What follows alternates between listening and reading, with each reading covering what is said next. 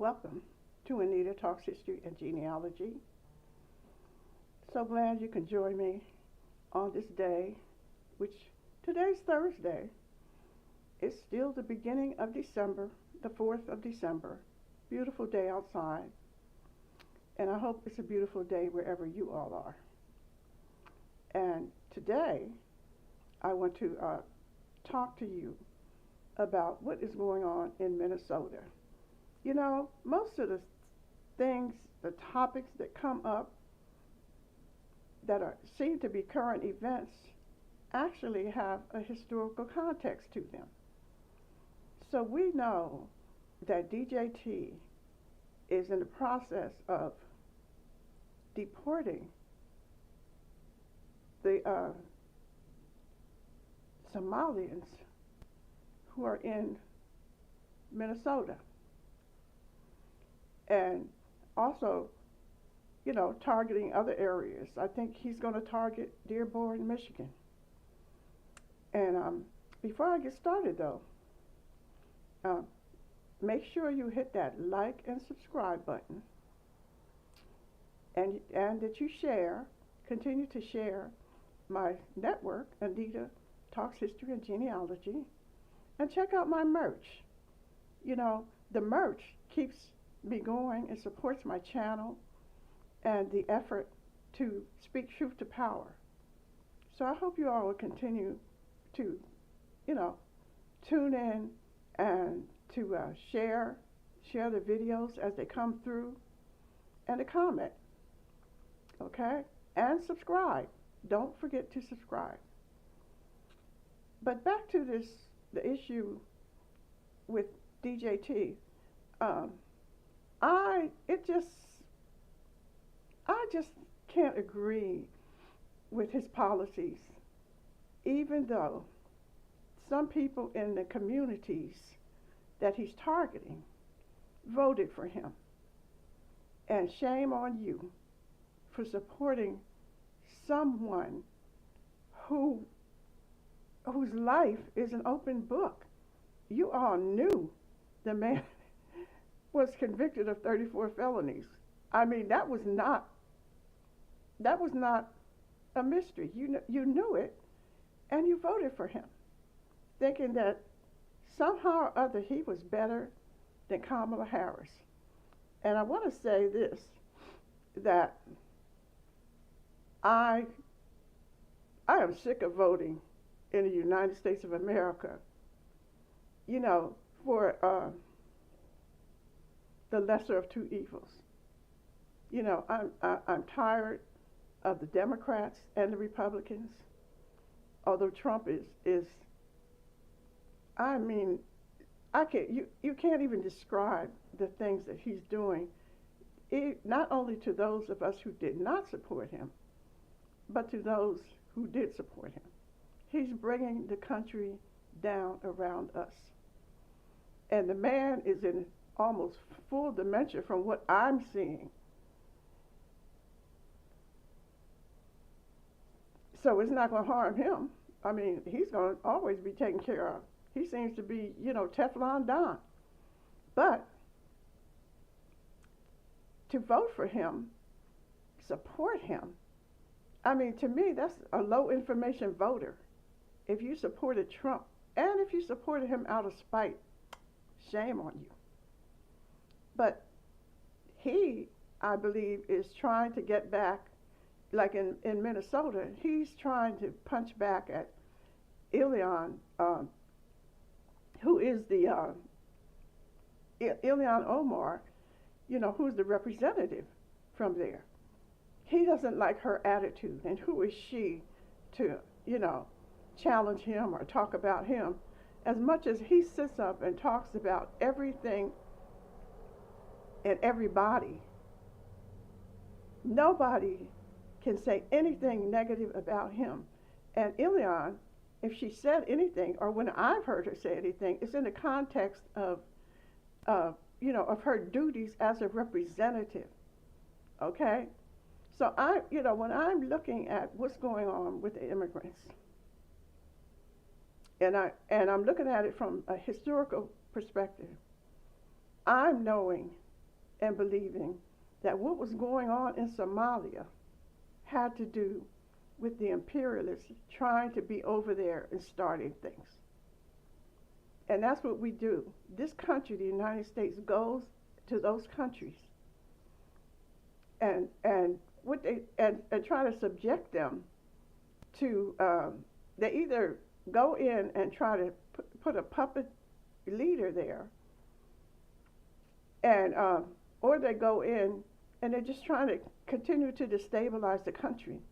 But it has to do with something that they have that the imperialists want. Okay? So that's what they did in Somalia. And Somalia has been an unstable government for a long time. The reason being that the imperialists, like, are in there dividing and conquering, and the people cannot get situated. If they're not in there themselves, they're sending in militants or somebody to keep that government stabilized. Maybe it's because they're on that, on the eastern, in East Africa, and they're by a port or something. I know there was one situation where they kept on coming through, and their ships were causing the the fish to die. They were polluting the river that the Somalis depended on for their for their fish, for fresh fish. And there was a situation with that. So, could the Somalis come here with a boat and go through United States waters and pollute their waters? I don't think so. I don't think they could do that. I mean, we're too busy polluting our own water. So, but this is one of the situations. And then there's just struggles between all the ethnic groups over in East Africa that they can't resolve because the imperialists go and pick one of somebody one of the tribes that they can manipulate to go after the other ones, and they keep it going. This is the history of East Africa. It's the history of Africa, really. So that's how they got over here. They were brought over here. And then once they came over here, they were given a status above us, above Afro-Indigenous people. I consider myself Afro-Indigenous because I have one traceable African ancestor. So I say Afro-Indigenous. But they bring those people, not just the Somalis, but I remember when they started bringing the people, the Muslims from into Michigan. Michigan was, had a lot of jobs that our people were working. Were working in the industry, building cars, working for Ford and all the Chrysler and all those the cars. They brought them in and immediately put them ahead of us, of our people that were already there. They do it all the time. And our community is fed up with it. But we should not just focus on those people that are here. We should focus on the people that are bringing them here. And the way that Trump is talking about these people, he's not just talking. There's a lot of people in Minnesota that did not vote for Trump. So I don't think Illihan Omar is a Trump supporter. She's Somalian. They don't all support Trump. So we're punishing them without looking at the root cause, which is this system that continues to do that to us, to bring anybody from anywhere and put them ahead of us when we don't have rights, we don't have reparations. Our people can't, our young people who we struggle to send to college come out and then they got this thing where they don't want to hire them. They don't want to help them be entrepreneurs, you know. And also, that, you know, and the medical, you know, the medical sucks, you know. I was fortunate, or I am fortunate, because I'm in California, and I had a crisis in August, and I survived it because the state actually has good medical plans. They actually take advantage of the Affordable Care Act here, okay? And so, you know, I take with a grain of salt anything that this administration says about those communities, because not only does he not care about that community, he does not care about our community either. But I'm not saying we're gonna, you know, we're pairing ourselves with them. You know, we're indigenous to these lands. We were here before there was an America, you know. So we have a status, you know. We have, they bring them in, those people in here, and it doesn't matter who they are. They could be Asian, they could be, you know, from Africa, East Africa, West Africa, wherever, the Caribbean, whoever they bring here, they put ahead of us. They use them as a wedge between us. And then they do their little divide and conquer. So I'm not really going to celebrate this person, DJT, who is himself an immigrant and whose grandfather was a pimp up in Alaska. I'm not celebrating him destabilizing that community that they brought here. The United States government brought them here. And, you know, and brought the ones here in Dearborn, you know. And why, you know, why now? Why all of a sudden is he interested or going after, talk about some criminal behavior with 34 felonies, you know? So, you know, my priority is myself, my family, my community, my people. That's our priority. But I don't want to see other people suffering, you know. And also, I want to say that, you know, it's a blessing for them to have a place where they come from and where they know they can go back to. Because sometimes you have to stand up and fight back, like we did during the civil rights. You know, it's not always about, you know, you getting up and leaving and going somewhere else. You've been there for thousands of years, and now you come here, and you're really basically in a foreign land. And now how is that helping the people that weren't able to come, your families, your community? I think, and, you know, our belief, the black, you know, they call us black and whatever we call ourselves, I call myself Afro-Indigenous. But we stayed here and we have fought. We couldn't leave. We had to fight. And our struggle continues as we fight for reparations, as we fight for, you know, to be free in our own homeland. And it's really like sad that you all didn't get to know us, and now you're under such a heavy burden of being deported, and that's where your struggle is. And you have not tried to connect to our community or understand our history. Well, I'm not going to say all of you, because I know some people from Somalia. My daughter's best friends were Somalian. I know they're not all like that, you know, but let the records show, you know, and I wish you all well, but we need to know the history and understand who brought these people here you know, what was going on that they had to come here, and who was behind the conflict. The same way with the Vietnamese people. Who was behind the conflict in Vietnam? Who started the war in Vietnam? And what was it about? It was about mineral wealth. It was about oil. It was never about communism. And they continue to say, oh, it's about communism.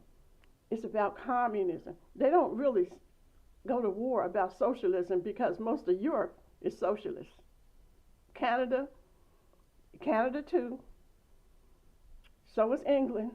Most of Europe is socialist, so they won't go to war about socialism. But because Russia is a communist country, they will go to war. If Africa or any country becomes or tries to look like it's becoming communist, like these people here who are colonizers in our homeland have the nerve to talk about how dare you be a communist? How dare I be a capitalist? How dare I be anything under any system that you all created when we had our own system here for thousands of years before you ever showed up? And you continue to scream that communism when DJT's best friend is Putin. Why don't you all connect him to communism? Because he don't pay for nothing. If you're going to talk about communism, look no further than MAGA. He don't pay for nothing. So don't come at us with all this. These people are here stealing from us when you stole an entire continent. All the continent of America was stolen from the indigenous people. You stole the entire continent, and you're still in the process of starting wars and keeping wars going on this stolen land. So don't moralize to us. And we're going to, basically, this is not our fight. So I'm giving my opinion, and I'm backing off because it's really not my fight. And I'm talking to my people. When I'm on here, Anita Talks History and Genealogy, I'm talking to my people. And I think that we are doing the right thing by just minding our own business. But I wish everybody well. So you all, do what you can. Take care of yourself and have a good one. And check, continue to, like I said, don't forget to check out my merch. Don't forget to subscribe, to like, and to share my channel and my opinions. Thank you, and y'all have a good one. Greetings, this is Anita Talks History and Genealogy, and I'm so pleased that you all could join me today. And I want to talk about some wonderful people that I met years ago when I was in Virginia. A group of relatives, they're actually relatives, my pen cousins, who are up in Amherst County, Virginia. And although I'm a member of the Monacan Indian Nation, I also have a membership card with the Cherokee, they're the Cherokees of Amherst County, Virginia. And they are, they're an organization, they're aligned, and their roots are Cherokee. So they have a very organized beliefs in their native heritage, and those Cherokees are a part. They come out of. They go to Tennessee. They go to all the meetings in that part of the region for the Cherokee people. And one of the nicest persons I met was Dr. Horace Rice. He wrote a book called Buffalo Ridge Cherokees. And that was the first book that I read about my ancestors that were up in Amherst County prior to the Revolutionary War. And so it was very, very informative. And I, you know, I did a video about the Monacans, but I don't want to leave out the Cherokees because they're there too. And this is what I want to say. My ancestors who were in Virginia were a part of the Eastern Virginia tribes. The Eastern, when I say Eastern Virginia, I'm talking about Lancaster County, Northumberland County, and also in Maryland, because before they divided up, you know, they were the 13 colonies. When they were dividing those colonies up, they went to Virginia, and the tribes that were there, and they, meaning the colonial government, started carving up the states, which, you know, so it was just like where they lived, where my ancestors were, the Penns, was called Wicomico. It's spelled, sometimes it's spelled Wicomico, Wicomico, and sometimes it's spelled Yeocomic. I think I did that right, Wicomico. Anyway, but they were there. They were a tribe there that was tributary to the Powhatan. So that means that they were intermixing and intermarrying with the Powhatan, that they were at one time had been a part of the Powhatan. And then they had their own tribe. So that tribe, who was the Wicomico, was not only on the eastern shore of Virginia, in Lancaster County and Northumberland County, they were also in Maryland. So Maryland has a county that's called Wicomico, or Wicomico. And that's where my Penn ancestors were when they were there, when they became colonized, when they were colonized, before the 1600s, long before, thousands of years before. That was where they were. And there's an archaeological dig that was just done, and this young lady completed her, I think it's her master's, so she's an archaeologist now, but she got her master's by going to the site where the Penn, well, they called it a reservation after they came, but we're by the river out there by Lancaster County. That's where the Penns were, the Penn Indians. They called them the Penn Indians.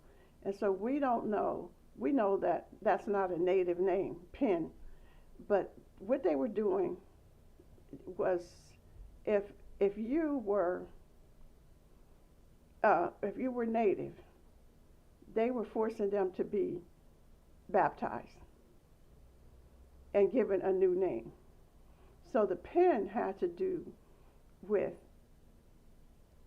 this is our theory, the Penns had, once you were baptized and you were Christian, they gave you a pin, and whenever the natives traveled, they had to have that pin on their lapel showing they were Christian so that they would not be harassed. And it's also, not only is it the pins, it's the 2 pence, and the 2 pence and the pins were, you know, related. And also, so the pins were there, and my ancestor, my direct ancestor that we trace, he was like there in 1720, and we called him Robert Penn I. And Robert Penn I was married to Margaret Winan. And so in Northumberland County, Robert Penn I was being baptized. He was to be baptized in which it's called Wycomico Parish, but it's in Northumberland County, and that's where he and the family had to attend church. But they were coming and building church on the native people's land. So can you imagine someone is coming in, taking your land, building a church on, and telling you, you got to come here and you got to be a Christian. So when they have a record of him, it was the Episcopalian church, and they stated that he was taken before the church warden because he was not attending church and paying tithes. So the church warden back then was the warden. You know how they have a prison warden? So these churches that were coming, the Episcopalian churches and the Church of England, were the ones that were trying and punishing the indigenous people there. And so they told Robert Penn that he had broke the law and that he had to give them so many hogsheads of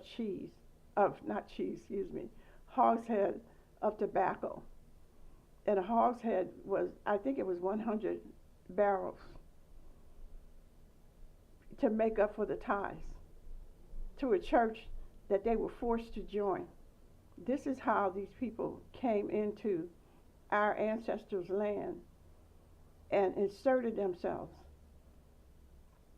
and took over, brought their little religion that they stole from Africa, Christianity, and a white Jesus,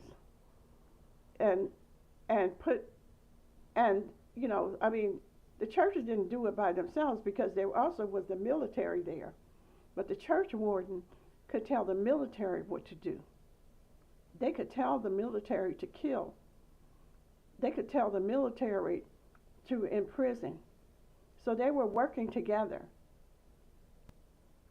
And so he was taken to church. He went to church. He was taken into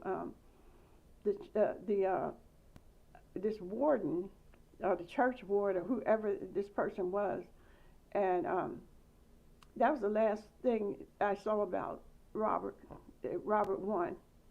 The next thing I see is that my ancestor Raleigh Penn and his sister were being indentured out, and there's no mention of Robert Penn I anymore.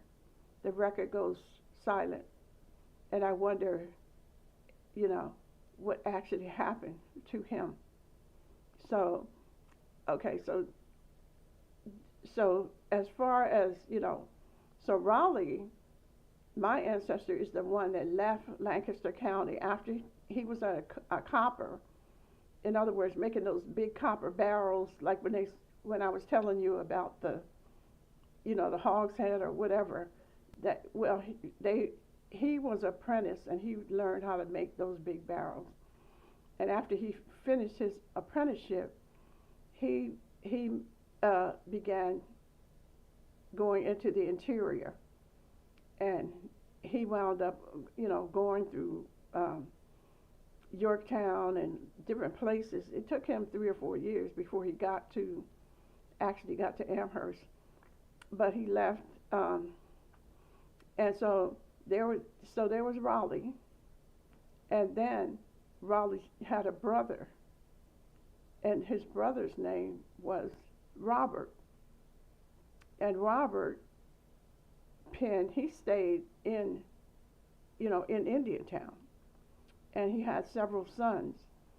Robert Penn, I think Robert had a daughter too, but Robert married Ann Weaver, and Ann Weaver was a Cherokee.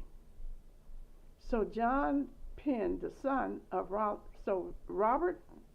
Penn and his sons were in the Revolutionary War at Yorktown.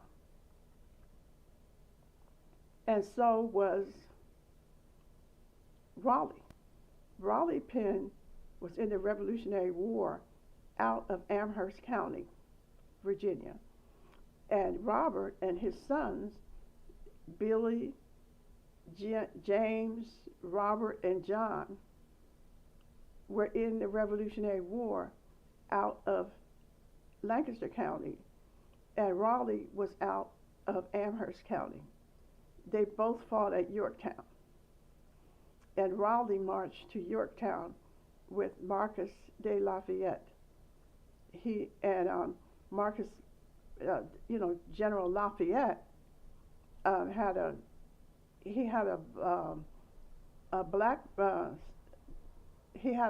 black person, I think he was free, but his name was Amistad, and he was a colonel or something. He was right under Lafayette. So they all marched to Yorktown from Amherst. Raleigh marched to Yorktown from Amherst County and joined up. Their unit joined up with Lafayette, and then they marched to Yorktown, and they were all in the Revolutionary together. So that tells me that there was connections between those people in Lancaster County, Virginia, and those people like Raleigh who were in Amherst County, because they were in the same war together. And if you think about way back then, they didn't have the borders that they have now. And because they were Penn Indians, they could travel, back and forth, So I'm sure that Raleigh had a best friend named John Redcross, who was from the Yorktown area. And it's important because Raleigh's wife was named Sarah Redcross Evans. That was her name. So they're all these people are, they're friends, they're keeping in communication with each other, and they were in the Revolutionary War together. So the reason that I'm Monacan is because I joined a tribe that Sarah Redcross Evans people were. The Monacan are Sioux. They're Tutelo and Saponi. They're from the Great Sioux Nation. We are from the Great Sioux Nation. So that's us, the Monacan. The Cherokees, who are also in Amherst County, are probably related to Robert Penn, who was the brother of Raleigh. And they were all moving around. And like Raleigh had, Raleigh would stay, when he was traveling, he stayed with other people with the last name of Penn. So he might have even started traveling because of Ann Weaver's people, who were Cherokee. And the reason I know she was Cherokee is that her son, John, and the son of Robert, Robert Jr., said that his mother was Cherokee. He is the only one that has a filed for a pension after the Revolutionary War. And he said his mother was Cherokee. So that we know that there were Cherokees in the Penn line. And so the Buffalo, when they're talking about the Buffalo Ridge Cherokee, it's more of the Cherokee being from the Ann Weaver Penn line, and from those children that came out of that line, and those children probably came up to, up into Amherst County, just like Raleigh came into Amherst County, because they were always looking for somewhere where they could be free from the colonial, from the colonizers. And so I believe that's where the Cherokees came from. And so I understand that, and they also know their lineage. And there's a book called The Buffalo Ridge Cherokee, and it goes like deep into the lineages of the people that were up, you know, on the Buffalo Ridge, because the Monacans are on Bear Mountain, and the Cherokees, they're on the Buffalo Ridge, and they are trying to get recognition, you know, trying to get their state and federal recognition, and I think that it's hard because they don't want to recognize our boundaries. They want to recognize, this state wants to recognize their boundaries. They want to tell us who we are. They don't want us telling them who they are. So when I was going over the book, The Buffalo Ridge Cherokee, what I saw was that in 1704, which is something that I talked about before, that this colonial government, there's some books, law books called Heading Statutes at Large, and in that law book they put that there would not be any designation of I, which is for Indian. They would after that be M for mulatto. So they would call our ancestors mulatto, colored, Negro, or black. And because of that designation, and another thing I want to point out is because my ancestors that were in King George County, along the Rappahannock, in Caroline County, in 1704, that is when they were taken. All the adults were taken and sent to Antigua as slaves. They sent them to Antigua as mulatto slaves. They didn't send them as Indian, because before they sent them, they went into the law. They changed the law to say that Indians would be designated as mulatto. So they and their children, the ones that they did not take and were left in Virginia, including my ancestors, they were designated as mulatto, and it was against the law for them to claim I or Indian. So they were either mulatto, colored, Negro, or black. And, you know, so context is so important when we're talking, because they don't teach the true history. So when we're talking about the true history, we have to put it in context, because we know that they're not teaching the true history, that they're pushing lies and myths in order to make themselves, meaning those people who came into these lands around the late 1690s, I think it was the 1690s or so, or even before then, that they when they came into the lands, they came in with an agenda, because it wasn't the first time that they had seen indigenous people. I mean, the Arawaks, when Columbus came, he knew that, he saw that there were native people there.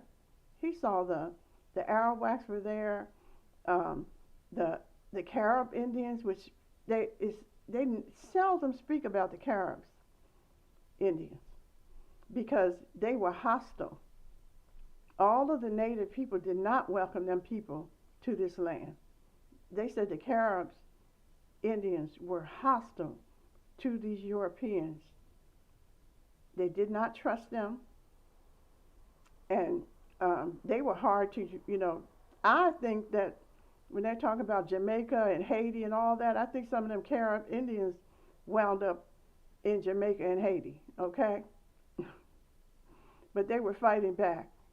You weren't going to come, and tell us some lie, and and not get a fight. You weren't just going to subjugate us in our own on our own lands. That's I'm proud of them people. Yes, that the Caribbean Indians were probably the ones that were in the Seminole that was in Florida. All the islands were like Cuba and Puerto Rico and Bermuda. All the indigenous people, Dominican and Haiti, they would get in a boat, and yes, they would come to the United States. They would come and go all the way up into Alaska fishing before colonization. They were all moving around. They were not just sitting, a sedentary people. They hunted, they fished, they had villages, they had community, and their lifestyle created an environment that was pure. When I say pure, I mean the water was clean. You could drink it right out of the springs. They had clean water. They had fish, all kinds of fish and game. They had all kinds of fruits and vegetables growing, and they knew how to cultivate corn. They cultivated tobacco. They were a well-nourished, well-fed people, and that's how they were described by the raggedy Europeans that came here and saw them. That they were they had muscles. They were not tiny, starving people. Big, healthy people. Okay. Anyway, so I give honor to the Cherokee, and I put their name out there, and I hope that we talk more about them, about the tribes that are fighting for recognition, and recognition by people who colonized, our land. What Creator recognizes who we are. But we always have to go through this hassle and this hurdle. And so I give honor to the Cherokee people who are in Amherst County, and the ones that I met are professionals. I mean, they're doctors and lawyers. One of them, Dr. Vivian Penn. She's a well-renowned physician. And used to be, she was like in D.C. Giving, she was one of the experts that they went to for advice, Dr. Vivian Penn. And so the Cherokees are well-educated people. They're not, uneducated. I met them, and these are my cousins. Like I say, I have a card to the Cherokee Nation. I'm a card-carrying member of the Cherokee Nation, and I'm a member, and I can, it's okay for me to carry their card because they're not recognized, and right now they're organized into a tribal community, into an indigenous community, and they are indeed that, and I honor them, and I hope that you all that are listening will continue to pursue knowledge and information, and don't wait for them to tell us. They're not going to tell us our history. We have to go dig for it. We have to go find it, and then we have to acknowledge it and be proud of who we were, who our ancestors were, and just hey, this is it. They're not going to tell you. I'm telling you.